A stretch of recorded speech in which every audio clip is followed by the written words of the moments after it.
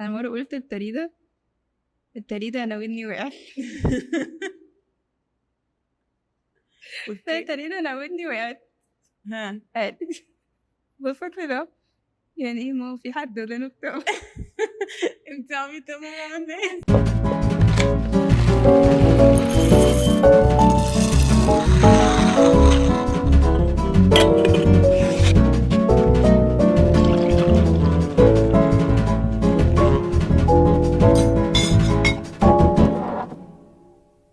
حلو يا نونو، صباح الفل. عامله ايه؟ صباح ازيك؟ النور. كله حلو. كله حلو اخبار الولاد ايه؟ الحمد لله. في المدرسه فاينلي اتبسطتي؟ انبسطت. صيف ايه ولا في صيف؟ المدرسه ولا ان انا لا عارفه سيزون الصيف. اصل يعني ده الصيف ده سبيشال سمر كده علشان ده اول اجازه، اول صيف انت في الاجازه. اه فاول صيف هو انت سبيشال فعلا. اول صيف انت قاعده معاهم من الصبح بالليل. بصي هو Totally. الموضوع ليه دايمنشنز كتيرة، من ان انا في وقت كتير كنت اوفر مش طايقة نفسي.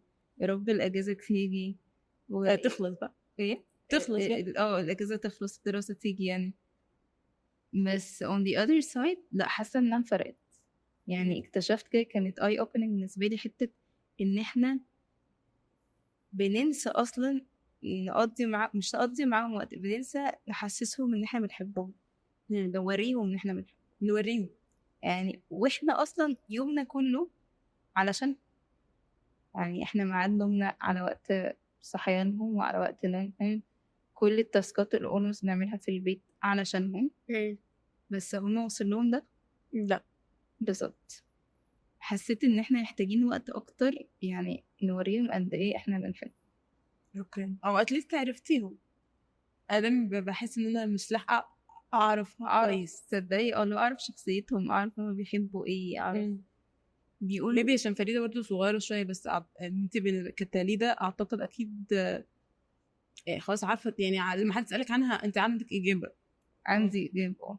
بس برضو لما بتقعدي لا بتحسي بحاجة يعني بتحسي انك عرفتي حاجة اكتر. لما تلغي معاكي تحسي انه ايه ده صح، ايه ده، يعني بتجمعي حاجات اكتر يعني. بس انا مش يعني بحس ان ده ظلم برضو لينا، لانه احنا فعلا ما عندناش وقت ان احنا نعمل كده يعني. ما احنا بنشتغل، غير ان احنا بننسى هو امتى انت بترجعي من البيت، قصدي بترجعي من الشغل للبيت، انت ما بتعمليش يعني يلا غدا، يلا بروش، يلا تمرين، يلا نستحمى، يلا ننام. في سكادجول، انت السكادجول زحمه ومزنوقه، عايزه تلحقي تمشي وراها. بالظبط. فاللي هو عنديش بقى وقت ان انا نقعد نهزر، يعني انا الهزار دي تفوت لنا التمرين مثلا.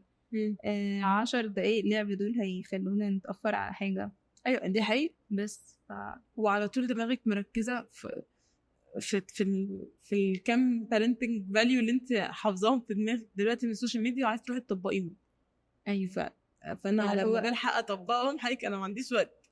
فانا حاسه ان انا زي الظابط اللي واقف في عساكر، مش ده الظابط ده على الاقل بيريح.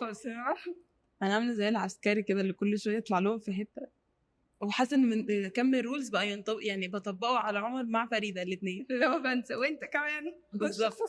فحاسه انا مش عارفه اتبسط. بحس ان انا رسمه، يعني مش عارفه مستحملين ليه. يعني كتر الف خير. بالظبط. طب ليه خلاص بيبقى مفوت ان انت مضغوطه مع العيال طول اليوم، فيعني معلش تفوت لها دي. ايوه عارفه لما بتبقي حاسه كده اللي هو مش قادره هتيجي تحضنك، اللي هو انت عارفه كده. لا دي حاجه تانية، ببقى حاسه فعلا اللي هو بتحسي انك اكنك اوفر ستيميليتد، عارفه بتبقي في مكان دوشه قوي ونور كتير وكده، بتبقي مش قادره تسمعي مدير، انت بتبقي كده وانا طول الوقت، يعني بياخدوا طاقتك من كتر العياط والزن والرغي. يعني ببقى ساعات حاسه مش قادره حد يلمسني بقى، حتى مش قادره ماما هدي حضن، مش قادره حد يجي حتى يحضني. حتى لو هي ما تلبسنيش. حتى لو هي she's being cute او هي دلوقتي مش فيش تانترم او حاجه، انا مش قادره يعني. اكيد بحس ان دي حاجه كده، دي اللي هو ايه، اكيد اي بتحسها، بس يعني مش هقول اوت لاود ان انا مش طايقه احضن ولادي يعني. ايوه طب ما ده بيأثر عليهم اكيد بحاجه، يعني اكيد هم هيستفيدوا بحاجه، ولا هم مش هيفرق معاهم، هم صغيرين فمش هيحسوا. صغيرين لا اكيد بيفرق معايا. اوكي. يعني انتي بتحسي مثلا الأوقات اللي هو كل حاجة ورا بعض ومستعجلين وكده، أنا بحس إن في زي disconnection، اللي هو لأ هي حاسة فعلا إنها she's distant، أو هي أنا مش فارقة، أو هي مش فارقة معاكي، أو انتي مش فارقة معاها، يعني هي بتبقى حاسة إنها مش فارقة، يعني فاهمة؟ اه فبيبقى في disconnection. اوكي. طب ما انا مش لاحقه فعلا، يعني هو ده السبب. ما هي مش فاهمة ده، اوكي. ولما بتقعدي تقولي لها، هي هتفهمه ليه يعني؟ انا بحس ان جزء كبير من العند والتانترمز وكده ممكن يكون الباك دور بتاعه ان هم مش، ان هم حاسين ان انت مش شايفاهم، مش مركزه معاهم. يعني أنا الأيام اللي بقضي فيها وقت بس أكتر كمان مع ريتال، يعني هي ريتال أصغر، فهي مش سهل إنها تفولي الرولز اللي هو يلا نامي عشان بكرة عندك مدرسة. فأنا اليوم اللي أنا هقعد مفيش كونكشن فيه ولعب وهزار وطول الوقت عمالة أرخم وأسخف في الرولز، بتطلع عيني عشان تنام. اوكي. لكن اليوم اللي بحس إن احنا قضينا فيه وقت أو فيه بونت أو أي حاجة حصلت، بتبقى الموضوع أسهل. فأي حاجة بقيس على كده عند في أي حاجة، هما طبعا ما شاء الله بيدوروا على حاجة يعندوا فيها أسئلة يعني. هي الفكره كمان ان انت طول الوقت بتبقي عايزه دايما لما يكبر، او يعني عشان احنا بنشوف مشاكل الكبار اوكي من الحاجات اللي على السوشيال ميديا وكده، او لو في الجامعه حتى، ان هم ما بيقعدوش يرغوا مع اهاليهم، او ما بيقعدوش يحكوا يعني يرغوا المشاكل مثلا لو في حاجه عندهم، او انت دايما عايزه تنمي جواهم انهم ان هي صاحبتك تقعد معاكي والكلام ده كله. ده مش هيتعمل في يوم وليله وهم كبار، هو لازم يتعمل من وهم صغيرين، اللي هو حتى هم مش حاسين صغيرين. ان انا في وقت كده مثلا تقريبا كان في حاجه مضايقه منها، عرفتها من احمد، وحاجه تانية مره عرفتها من خالتها من اسراء، عشان انا الوقت ده كنت ديسكونكتد، فهي في حاجه مضايقاها وشايلاها وما حكيتليش عنها، فلما قعدت ترغي مع حد طلعتها. فهي خلاص هي بالنسبه لها قفلت حتى في دماغها ان الشخص ده مش الجو تو ويا. ايوه هي مش شايفاكي بالظبط. طب هاخد سكشن للشخص المذيع، اتفضل. ماشي، وككوتش، وهقول لك قولي لي ازاي اعمل البوند دي، او ازاي بلاش البوند، ازاي اقول لها انا بحبك في تصرفاتي خلال اليوم. اوكي. يعني انا ممكن اكون الشو بتاعي اللي انا بقوله لها ده ان انا بعمل لها بانكيكس اللي بتحبها مثلا. is this enough؟ لا مش كيف، هي مش هتستكفي بده، بس هو مش كده. بس فانا اعمل ايه؟ بس ده سؤال فول كويستشن. قولي لي انا بخبرتك كده ككوتش اعمل ايه؟ يعني انا بحس ان اكتر حاجه ان احنا نسمعها، يعني حته ان احنا زمان يبقوا يحكوا لنا يتكلموا، ان احنا نسمعهم من الاول. نسمعهم ازاي؟ احنا اللي متخيلين ان احنا نسمعهم ده وقت ما يبقى فيه مشكله، وقت تبقى متضايقه ان تيجي تسمعني. لا، هو الموضوع مش كده. هو انت علشان تخليها تيجي تحكي لك اصلا، انت حاجه محتاجه تسمعيها من اول ما هي ما بتحكي لك على مشكله العروسه بتاعتها اللي شعرها باظ فهي زعلانه وقد ايه متضايقه، او القصص الخياليه اللي هم بيقعدوا بقى يحكوا لك اصلا العروسه بتاعتي نامت ودخلت وضربت الدبدوب ولفه بقى اللي هو، وانتي بقى تنبهي وايه ده وانتي. يعني انا ساعات كتير ببقى في العربيه كده اللي هو ماشي زهقت فاهم، بس انتي محتاجه تحسسيهم ان دي حاجه مهمه. اوكي. يعني انتي عشان تطلعي ان هم يحكوا لك موقف صغير مهم، محتاجه تسمعي صدر 20,000 موقف مش مهم. اوكي فهمت قصدك. هي دي حاجه مهمه، انا ما بسمعش بصراحه، بحسه اكتشفت دلوقتي انت بتتكلمي انا فعلا ما بسمعش. وبعدين it's a struggle especially لو بنات في بيت الرجل. انا اصلا لتاته، ما بالك انا بنتي بقى. يعني اللي هو رانكيرات هو ايه كمان. انا تعبت. اوكي. انا مره قلت التريده انا ودني وقعت. التريده انا ودني وقعت.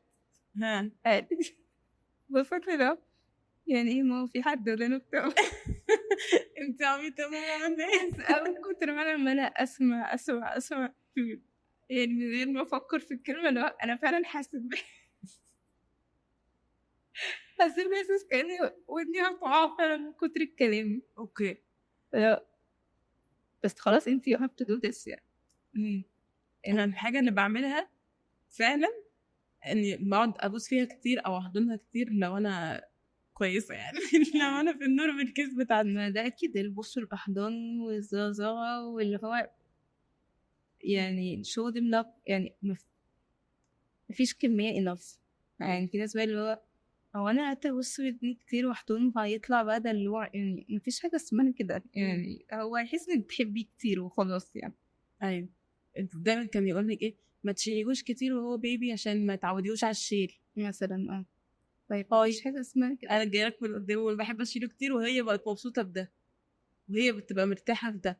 صحيح انا دلوقتي ظهري مش قادر خلاص انا غلطانه. بس يعني هي بتحب كده.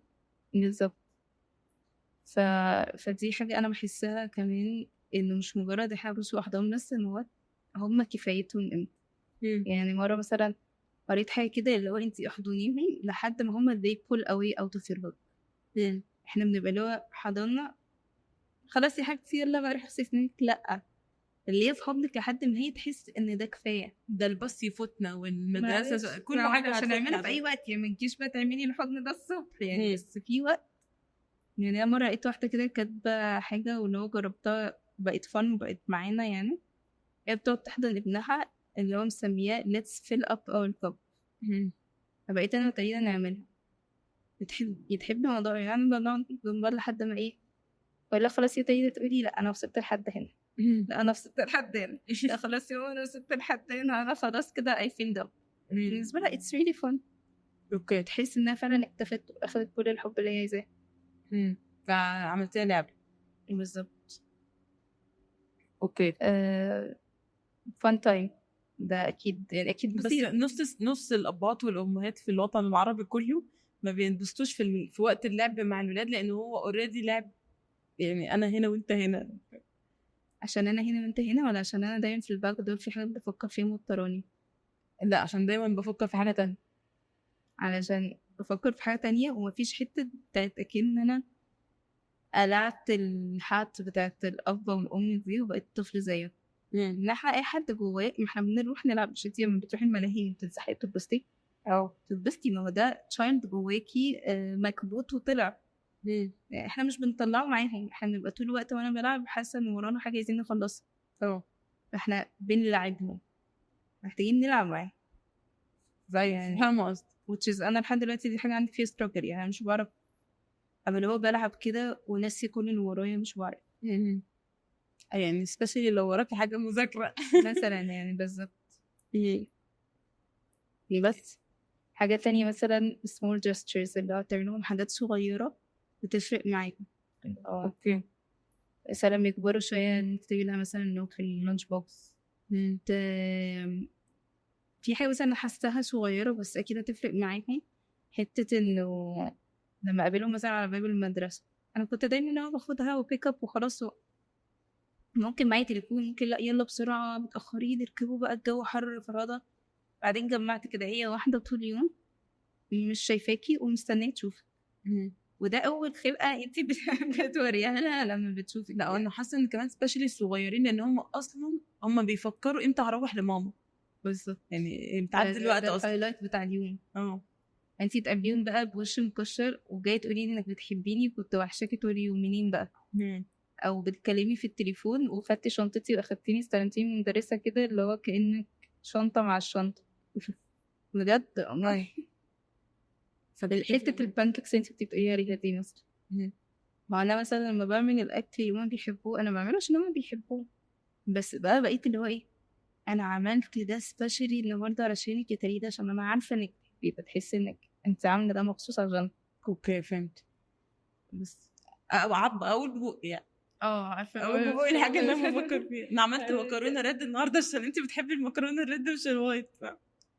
بالظبط. فاللي هو زي حلو الاكل، حلو الاكل يا احمد، حلو يعني عجبك، يعني عجبك كده بالظبط. قولها لي بالظبط.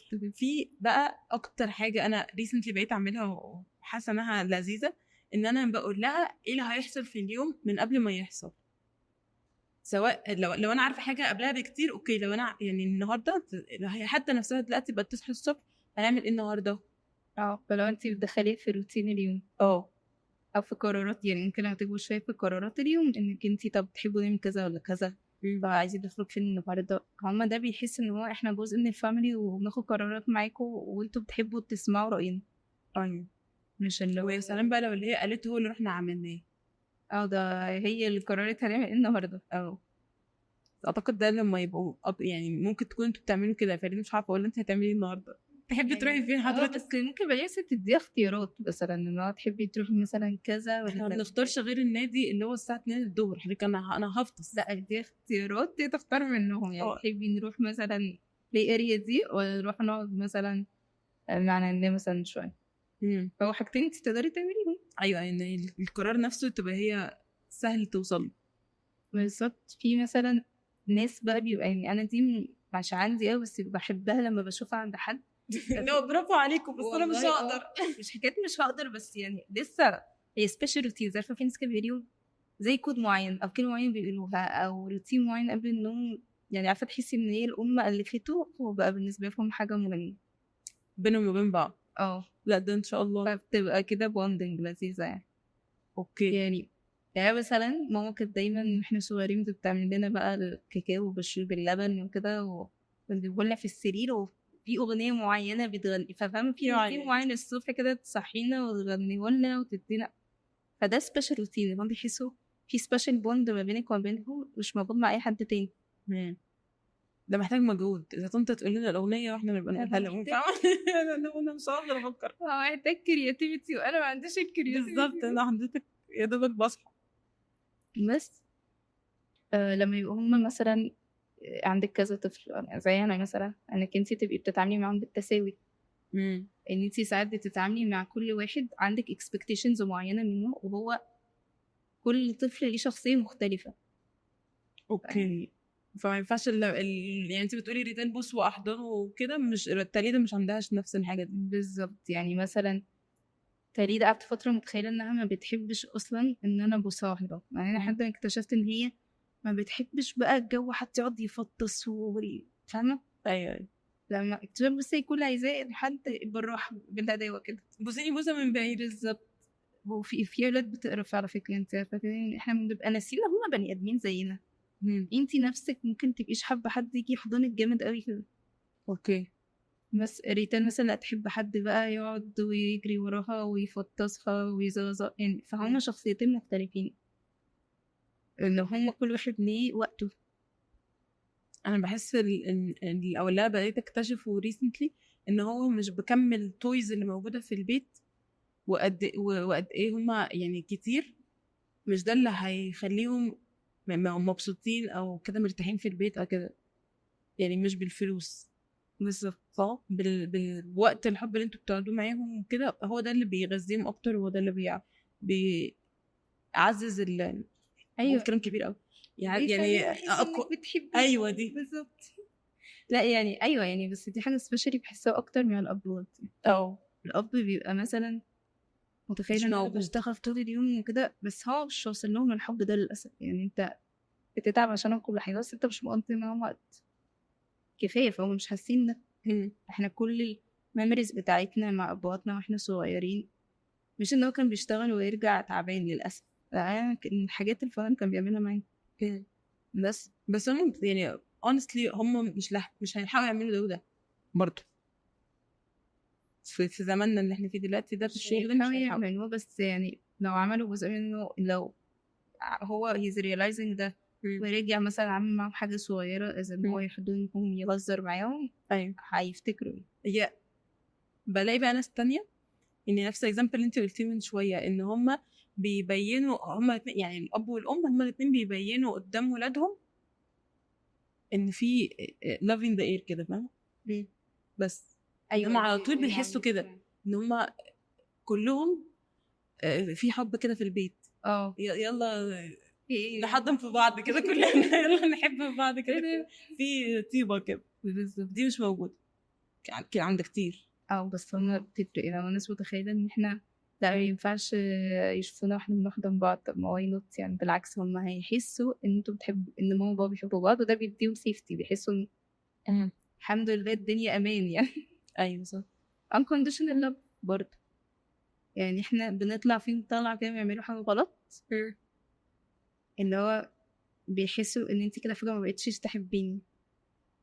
عارفة تحسيها امتى قوي؟ لما تلاقي الطفل جاي لك كده حاسس بالذنب وانا اسفة وعمال يحبسك ويحضنك. هو دي مش حاجة حلوة على فكرة، يعني مش بقول ان هو المفروض يبقى بيقل ادبه، بس يعني احساس الذنب ده او عمال يبوسك كتير بعد الزعيقة او عمال يحضن فيكي، هو بيحاول يتأكد انت بتحبيني.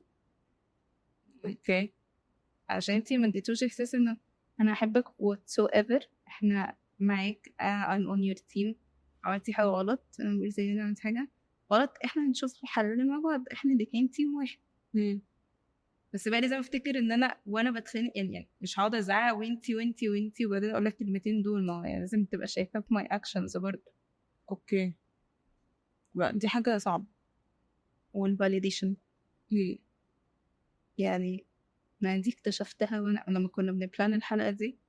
انا بقيت تقولي لي كده ايه الحاجات اللي انتي بتحسي ان انا مش يعني تحسي فيها ان انا بحبك، وايه الاوقات اللي انا بحس فيها ان انت مش بتحب ان انا مثلا I'm not expressing my love.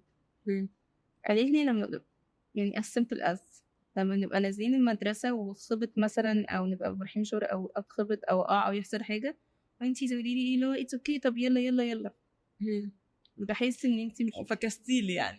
بالظبط اللي هو هي عايزة حد يقول لها ايه ده طب سلامتك ويطبطب عليها.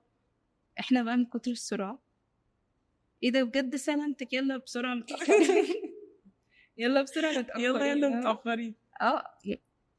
لا يعني they need validation. هي الأهم بقى إن أنت تبقي زي ما كنت بتقولي برضه من شوية إن هما لو أنت عندك كذا طفل تبقي مسوية بيهم نفس التعامل. بالظبط لما تيجي وحاسين بياخدوا نفس الفاليديشن. يعني ممكن الطفل الصغير ده لما يجي يقع هتروحي تجري عليه معلش نص ساعة يعني هي حاسة إنه ممكن أبقى أنا ريتيل I care about her after بس ريتيل هي المقطوعة بتعيط جيم. أبقى حاسة إن هي she's really in pain. اوكي كبير مش بتعمل معاه كده بس يعني too much بصراحة too much كتير. يعني أنا دلوقتي قاعدة أشغل دماغي كوم إن أنا قاعدة بربي إزاي وبارنتنج تكنيكس واعملي وما تعمليش، ودلوقتي جاي تقولي لي لا حبيهم ب6 مليار طريقة علشان تبقي كويسة. فأنا مش سوبر وومن. اعملي كل بالراحة. اعملي كل حاجة وبرضه keep in mind إن كل طفل مختلف وإن كل واحد بيحب يعبر عن طريقة love language مختلفة وإن هو ممكن يبقوا في وقت مش طايقين عادي يعني في اللي هو لا I'm not in the mood إن ده دلوقتي. اوكي فأنتي should respect ده. ما هو أنتي في أوقات تبقي مش عايزة حد يقعد يشد فيكي أساسا. صح. بس أنا كبيرة عندي حاجة عندي كتير. أيوة هما صغيرين بس هما بني آدمين بقى. صح. خلاص احنا ممكن نحط بوكس دلوقتي كده والناس تقول لنا ايه هي الحاجات او يعني ازاي بيقولوا اصلا ان هم بيحبوا ولادهم ازاي او بيشوا الحب ده ازاي للولاد ونشوف بقى انت تعمل ايه. احنا ممكن اصلا نخليهم يعني يسالوا بقى ولاد عشان اصلا بقى عشان انا سالت تريده وريتال الموضوع بالنسبه لي كنت بسالهم اللي هو ايه عارفه لو تأديت واجب بحضر الحلقه طب ما تقولي كده حسسه. لا لقيت انه فعلا هي قالت لي حاجات بسيطه مثلا اللي هو انبسط لما بتحضنيني وتشيليني.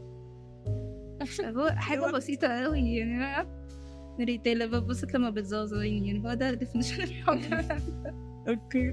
ففعلا انت تكتشفي لما تساليهم ان في حاجات عبيطه جدا وبسيطه جدا ومش هتاخد وقت لان احنا زحمه الحياه دي بتسحلنا ننسى بقى نبين.